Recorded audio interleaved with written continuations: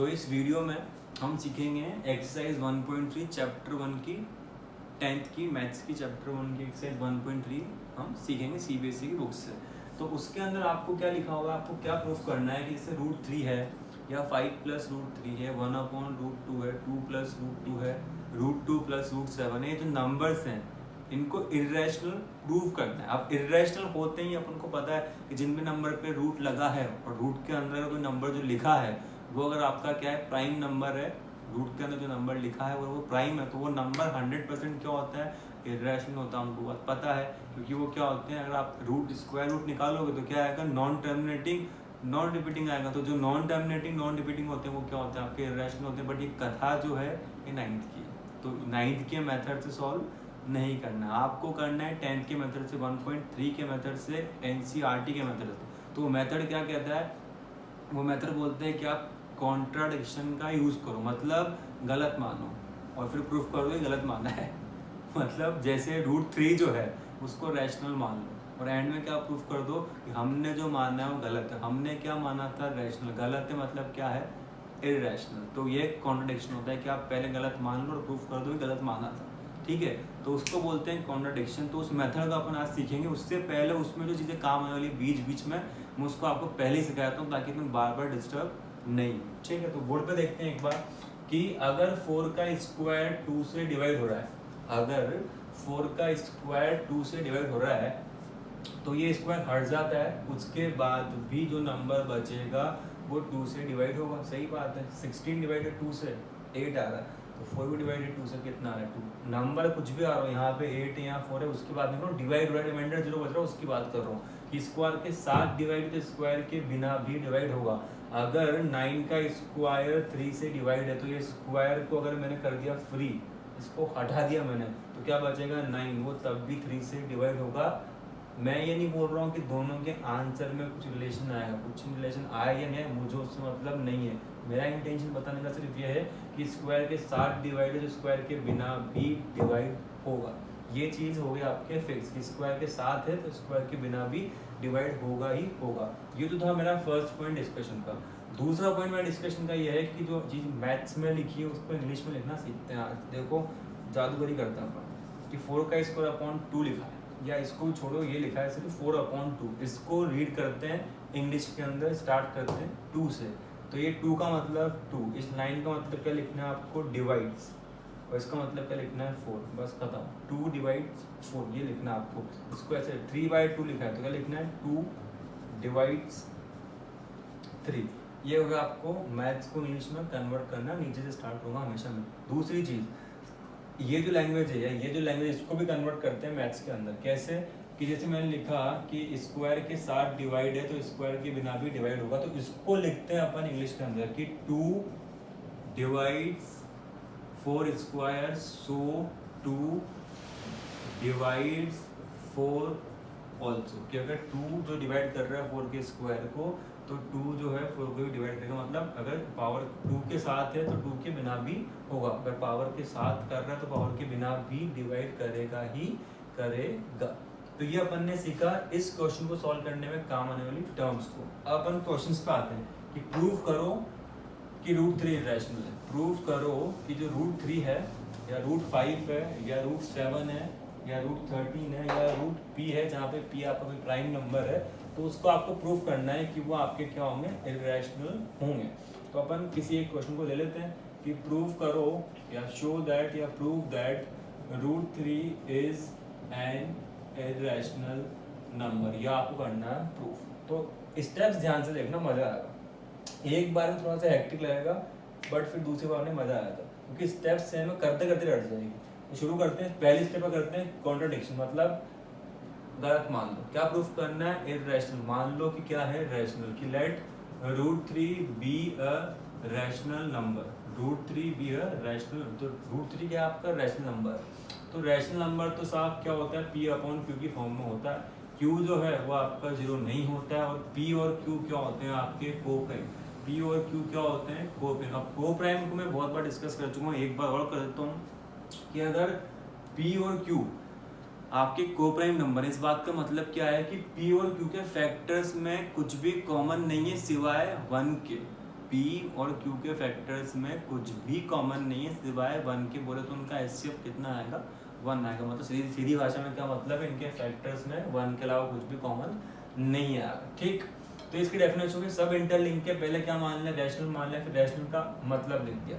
उसके बाद रूट कब हटता है, स्क्वायरिंग बोथ साइड। तो क्या करो, √3 का स्क्वायर कर दो और इधर P/Q का स्क्वायर कर दो। √3 का स्क्वायर कितना होता है 3, P का स्क्वायर P स्क्वायर, Q का स्क्वायर Q स्क्वायर। यहाँ तक की कथा सब समझ में आपको आ गई। इससे आगे बढ़ते हैं, प्लेस इंटरचेंज करता हूँ। प्लेस इंटरचेंज एक तो होता है कि हाँ मैं क्रॉस मल्टीप्लाई कर रहा हूँ कि इसको इससे मल्टीप्लाई, इसको 1 से मल्टीप्लाई, वो तो होता ही है। तो वो चलो वो करते हैं कि 3Q स्क्वायर वो कितना आ जाएगा P स्क्वायर, क्रॉस मल्टीप्लाई कर दिया। ठीक है, अब 3 मल्टीप्लाई में डिवाइड में भेज दो, 3 मल्टीप्लाई में इसको डिवाइड में भेज दो। इस बात को मैं ऐसे ही बोलता हूँ कई बार क्लास के अंदर कि आप इनकी प्लेस को इंटरचेंज कर दो कि 3 को यहाँ लिख दो, Q स्क्वायर को वहाँ लिख दो, तब भी आप यहीं पहुँचोगे। ठीक है, तो ये स्टेप उससे एक स्टेप कम हो जाएगी, राइट आप यहाँ पहुँच जाओगे कि प्लेस को इंटरचेंज कर दो, Q स्क्वायर को ऊपर लिख दो, 3 को नीचे लिख दो, तब भी आप वहीं पहुँच जाओगे, क्योंकि वो भी चीज़ सही है, बात तो वही है।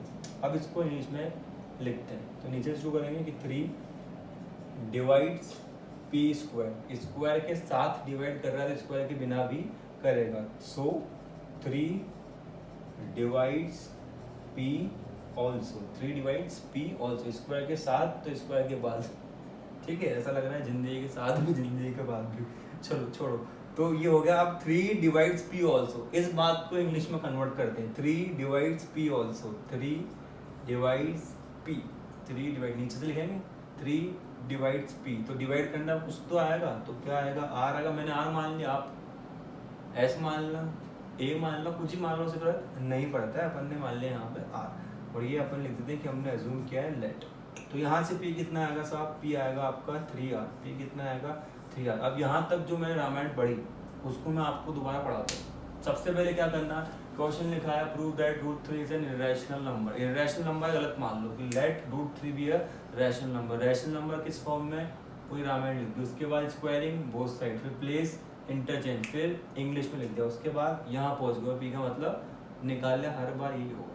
अब P का मतलब 3R निकालने करो क्या, इक्वेशन 1 डालो, कहाँ पे, यहाँ पे इक्वेशन 1 डालो। इक्वेशन 1 में P का मतलब 3R पुट करो, चिपका दो फटाफट कि ये Q स्क्वायर, P का मतलब कितना है 3R, उसका होल स्क्वायर अपॉन 3, 3 का स्क्वायर 9, R का स्क्वायर, R स्क्वायर 3, 3 इससे कैंसिल हुआ कितनी बार, 3 बार, तो कितना आ गया 3R स्क्वायर। क्या आया आपके पास कि जो Q स्क्वायर है वो किसके इक्वल है, 3R स्क्वायर के इक्वल है। 3 मल्टीप्लाई में किसमें डिवाइड में। अगर आप ध्यान से देखोगे वापस से सेम स्टेप्स रिपीट होगी।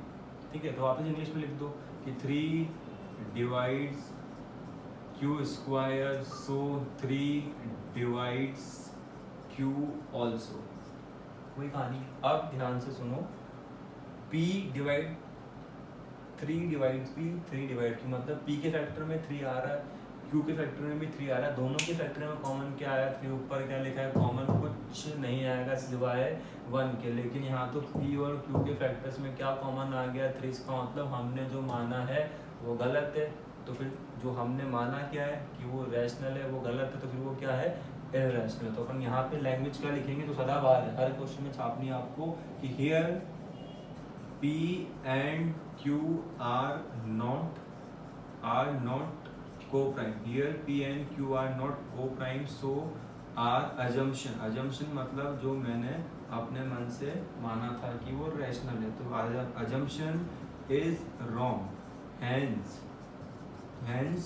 √3 is irrational number. राइटिंग मेरी बहुत प्यारी है, कहीं समझ में नहीं है तो कमेंट करके पूछना, और क्या कर सकते हो। ठीक है, तो हमने जो माना था वो गलत, इसका मतलब √3 क्या आपका इरेशनल नंबर। तो एक बार दोबारा पढ़ते हैं कि क्या लिखा है आपके पास कि √3 को इरेशनल प्रूफ करो, √3 को इरेशनल प्रूफ करो। इसका मतलब √3 को रैशनल मान लिया, डेफिनेशन लिख दी, रूट हटाने के लिए स्क्वायर कर दिया, यहाँ पे पहुँच गए, प्लेस को इंटरचेंज कर दिया, यहाँ पहुँच गए, इंग्लिश झाड़ दी, ये मान लिया, P का मतलब 3R आ गया, इक्वेशन 1 में पुट कर दिया, यहाँ पहुँच गए, वापस इंग्लिश झाड़ दी, खत्म। गलती कहाँ थी कि वो आपके क्या है कोप्राइम नहीं है, इसका मतलब कंडीशन नहीं लगी तो वो रैशनल नहीं है, तो वो इरेशनल है, बात खत्म। ठीक है, तो इस टाइप के क्वेश्चन आएंगे। एक तो कि जो आपका न्यूमरेटर है, एक नंबर लिखा है और सिर्फ न्यूमरेटर में लिखा है, एक ही नंबर लिखा है और सिर्फ न्यूमरेटर के अंदर लिखा है, तो इतना सब कुछ करना पड़ेगा। लेकिन क्वेश्चन एक टाइप के और आते हैं कि दो नंबर ऐड होकर आ जाए, 2 + √3 लिखा आ जाए, 1/√3 लिखा आ जाए, तो वो क्वेश्चन बहुत छोटे मैटर से जाएंगे, उसमें इतना टाइम नहीं लगेगा क्योंकि उसके अंदर आप मान लोगे कि √3 इरेशनल ही था, क्योंकि उसमें प्रूफ क्या करना है, जैसे 2 + √3 है, 2 + √3 को इरेशनल प्रूफ करना है, तो बाय डिफॉल्ट आपके बोर्ड के पेपर के अंदर क्वेश्चन के अंदर लिखा आता है कि √3 इरेशनल है, आप मान लो, तो उन क्वेश्चन को आप छोटा हो जाएंगे। तो याद रखना, ये रामायण इतनी बड़ी महाभारत कब छिड़ेगी, जब न्यूमरेटर के अंदर सिर्फ एक नंबर लिखो, सिर्फ एक मतलब सिर्फ एक ही नंबर लिखो, ना साथ में ना ऊपर नीचे कुछ नहीं, ना पड़ोसी ना अड़ोसी नथिंग, तो इतना बड़ा होगा। छोटे वाले क्वेश्चन का टाइप पे अपन एक बार देख लेते हैं, वो क्वेश्चन अपन सीख लेते हैं कि उनमें क्या करना होता है। तो जैसे क्वेश्चन आपका आएगा, मान लो कि prove that 5 - √2 is irrational, prove that 5 - √2 is irrational, कि 5 - √2 को इरेशनल प्रूफ करना है, 5 + √2, कुछ भी आप क्वेश्चन ले सकते हैं। तो मैंने लिखा कि show that 2 + √3 is an irrational number, है ना। राइटिंग आप जानते हो मेरी बढ़िया है, तो उसका सॉल्यूशन अपन करते हैं शुरू। तो वही बात है, सेम चीज़ की let 2 + √3 be a rational number, 2 + √3 भी a rational number, 2 + √3 rational number. तो वापस वही सेम कि रैशनल नंबर है तो भाई साहब किस फॉर्म में होगा, P/Q की फॉर्म में होगा, Q 0 नहीं होगा, और P और Q क्या होंगे साहब, को प्राइम होंगे। ये कहानी हो गई। उसके बाद अब क्या करना है, जो √3 है उसको इधर रखो, बाकी सब कचरे को भेज दो इधर, कचरा नहीं, प्यारे प्यारे नंबर से आपके गलत शब्द निकल गया मुझसे। तो क्या होगा, √3 इक्वल क्या होगा, P/Q - 2। उसके बाद आप चाहो तो क्या करो, एलसीएम ले लो, तो क्या हो जाएगा P - 2Q/Q। एलसीएम आपको लेना आता है, P मल्टीप्लाई होगा 1 से P, Q मल्टीप्लाई होगा 2 से 2Q, और ये आपस में मल्टीप्लाई Q। शॉर्ट ट्रिक समझ के समझ लो। तो ये आ गया आपका यहाँ पे Q। अब इधर देखो, √3 क्या है, इरेशनल। जो फ्रैक्शन के फॉर्म में होते हैं वो क्या होते हैं, रैशनल। तो यहाँ से क्या कहानी निकल के आई कि इरेशनल इक्वल है रैशनल के। ऐसा कभी हो सकता है क्या, बताओ। अगर ऐसा होना होता तो इनके नाम अलग अलग क्यों है, अगर ऐसा होना होता तो इनके नाम अलग अलग क्यों है। बेसिक सी बात, नॉलेज की बात आपसे पूछते हैं कि क्या बताओ, कोई इवन नंबर किसी और नंबर के इक्वल हो सकता है, कोई इवन नंबर किसी और नंबर के इक्वल हो सकता है। क्या आप सोचोगे इवन नंबर मतलब क्या, जो 2 की टेबल में आए, और नंबर मतलब क्या, जो 2 की टेबल में नहीं आए, तो क्लैश ही नहीं होंगे तो इक्वल कैसे होंगे। वो 2 की टेबल में आ रहे हैं, वो 2 की टेबल में नहीं आ रहे हैं, तो इक्वल नहीं हो सकते। तो इसका मतलब कोई इवन नंबर जिस तरह से किसी और नंबर के इक्वल नहीं होता, उसी तरह से कोई इरेशनल नंबर किसी रैशनल नंबर के इक्वल नहीं होता। इसका मतलब हमने जो माना है वो गलत है। इसका मतलब are assumption not equal, our assumption is wrong, hence 2 + √3 is an irrational number। ठीक है, तो ये हो गया इसका सेकंड टाइप। अब इसके और टाइप कौन से हैं, 1/√2 आ जाए, सेम चीज, √5 - 2, जो भी इस तरह के क्वेश्चन है उन सब में छोटा छोटा सोल्यूशन आपको करना है कि irrational number cannot be equal to a rational number, so our assumption is wrong, hence blah blah blah is an irrational number। अब एक लास्ट टाइप बचे, तो आपकी बुक में तो नहीं है, बट मैं उसको बताना चाहता हूँ आपको कि आपकी बुक में तो नहीं है, बट फिर भी मैं उसको डिस्कस करना चाहता हूँ। तो क्वेश्चन आ जाता है कि दोनों ही नंबर पे रूट आ जाए, कि show that √2 + √7 is an irrational number. तो वापस वही कि let √2 + √7 be a rational number, कि ये मैंने मान ली रैशनल नंबर। तो रैशनल नंबर है तो किस फॉर्म में होंगे साहब, P/Q की फॉर्म में होंगे, Q 0 नहीं होगा, और P और Q क्या होंगे आपके, को प्राइम होंगे।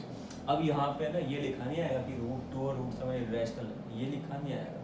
तो फिर क्या करना पड़ेगा, सॉल्व करना पड़ेगा। जब भी दोनों नंबर आपके रूट के अंदर आ जाए तो क्या करना है, स्क्वायर करना है। बिल्कुल छा गए तुम, बिना मौसम के बारिश हो गई है आज। तो ये क्या हो जाएगा आपकी स्क्वायरिंग बोथ साइड। अब a + b का होल स्क्वायर, √2 का स्क्वायर 2, √7 का स्क्वायर 7, और फिर क्या आएगा 2a और b, और p का स्क्वायर p², q का स्क्वायर q²। जोर से बोलो, 7 + 2 9 + 2 ये कितना हो जाएगा, √14। कितना आएगा, p²/q²। अब ये 2 √14 इक्वल कितना आएगा, p² / q² - 9, तो 2√14 एलसीएम ले लो, फटाफट स्पीड में करो, क्या कर रहे हो तुम यार इतने धीरे धीरे, ठीक है। उसके बाद ये 2, ये जो 2 है ये मल्टीप्लाई में भाई साहब को भेज दो आप डिवाइड के अंदर, तो एंड में अगर आप देखोगे तो √14 इरेशनल है, फ्रैक्शन में है, रैशनल है, तो an irrational number can not be equal to a rational number, so our assumption is wrong, ठीक है। So hence this is an irrational number. तो इस तरह के थर्ड टाइप के क्वेश्चन जो हैं आपके बनते हैं। तो उम्मीद है आपको सब कुछ समझ में आएगी और प्रैक्टिस करनी पड़ेगी। कहानी सिर्फ इतनी सी है, इस पूरी कथा का सार ये है कि प्रैक्टिस करनी पड़ेगी। प्रैक्टिस करने के बाद आपको क्वेश्चन रट जाएंगे, क्वेश्चन लिटरली रट जाएंगे, क्योंकि बोर्ड के पेपर के अंदर जो है इतना कोई धमाकेदार क्वेश्चन है, इतने कोई ट्रिक क्वेश्चन नहीं आते हैं। आपको मैंने जो 3-4 वीडियो के अंदर बताऊँगा उससे बाहर कुछ नहीं आना। तो उन वीडियोस को पढ़िए, लाइक करें, शेयर करें, सब्सक्राइब करें PQR सर के चैनल को, साथ में जो है ना भूलें मस्त रहना, व्यस्त रहना और स्वस्थ रहना, ठीक है। चलो।